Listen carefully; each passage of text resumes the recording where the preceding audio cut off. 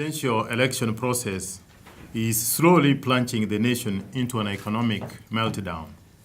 The chaos, violence, and ultimatums issued almost on a daily basis and the proposed changes in the election laws pose a serious threat to the well-being of the nation and has plunged the nation into extreme anxiety and uncertainty.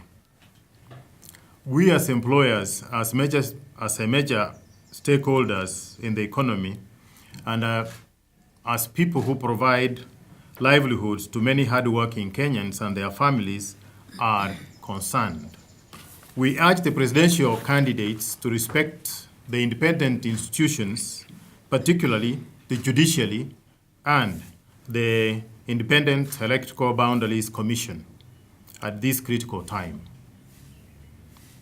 The judiciary has acted in an independent way in the discharge of their duties, and all parties that feel aggrieved should take their issues to the court for adjudication, and they focus on the elections and the issues arising therefrom as ordered by the Supreme Court. We do not believe that we have a constitutional crisis in Kenya. Our constitution is solid, strong, and remains our point of reference, and it should be jealously guarded. However, the developments around the elections are what have evolved into a political crisis. But we believe that this can be resolved through dialogue if the political leaders listen to the voice of reason. Clearly, when you do not have continuity of work, there's an impact on productivity. And the issue of jobs, prior to the elections, we had the plastic ban, if you remember, and a number of manufacturing companies already had to close shop and release some staff who are on those particular lines of production. The sugar sector, which is represented here, has been struggling, and because of the areas that are largely affected being also in the sugar sector and the hotel industry, tourism, our chairman from Mombasa called this morning to say we must highlight that the hotel industry and tourism is suffering. So it's really across the board, because as a nation, we are in a limbo where you cannot have continuity of work. It's opening and closing, opening and closing. But the fact that you're having an election doesn't mean that the company you're competing with from China is having an election. Then they continue selling goods and services in this country as we go home, as we do all the other things. So it is not even the 5 weeks. It is the amount of time that you take to even recover, if you ever do, the market share of your products and services. So it is beyond just that period. And I think we need to internalize that when we have these disruptions, it actually takes significantly more time. So while we wait for the number crunchers to tell us exactly what, we can easily say that 10% of this year, or slightly more than 10% of this year, already starts to go down the drain. Even before the electioneering process began, I think there are already challenges within the banking sector. And I would like to link it to the comment that was made about the SME, because SMEs are the engine of economic growth in this country and this part of the world. And I think many a time they are normally supported by credit from the credit providers and mainly the banking sector.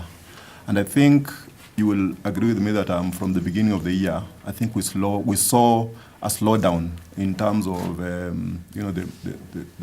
ability of the SMEs to play their due role, partly because of the fact that credit was beginning to dry for the SMEs. And that is linked to a number of challenges that were beginning to emanate from the banking sector. And so effectively the economic growth rate was slowing down, partly because of the fact that the SMEs are not getting the due support. Now then you bring in the electioneering period, and normally what happens with an electioneering period is that there tends to be a slowdown in terms of demand. There seems to be also a slowdown in terms of investment into the sector. And with the electioneering period and the general populace adopting a wait and see kind of approach to the whole process, there was definitely a definite slowdown in terms of economic activity, especially from the SMEs. In terms of tourism numbers, you recall that we had a press conference just after the results were announced, and we had indicated that our safari circuit is still going on well because we had the migration taking place in the Mara, and there was really no disruption to the safari product per se. The problem that we had foreseen was that we would have an issue with